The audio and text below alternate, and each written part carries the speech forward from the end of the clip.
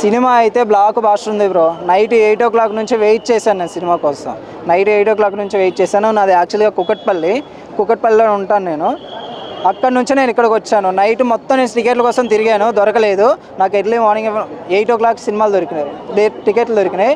వచ్చాను, చూశాను. పండగ ప్రభాస్ పండగ అంతే. ఇంకా అసలు వేరే మాటలు లేవు బ్రో. పండగ వచ్చాడు, ఇచ్చాడు.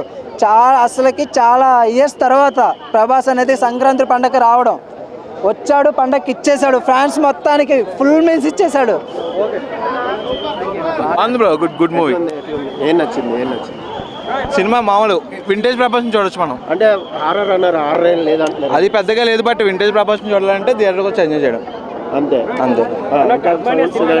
ఆర్ఆర్ కానీ మ్యూజిక్ కానీ అంత తెలియదు భయ్యా, బట్ సినిమా అయితే బాగుంది.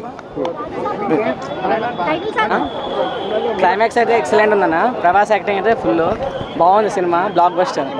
ఎలా ఉంది అసలు అన్న హర్రర్ ఎలిమెంట్స్ అయితే లాస్ట్కి బాగున్నాయి అన్న.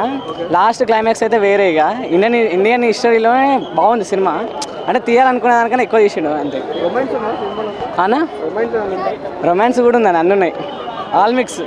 పండగ అయితే బ్లాక్ బస్టర్ అన్న. పండగ సినిమా అయితే బ్లాక్ బస్టర్.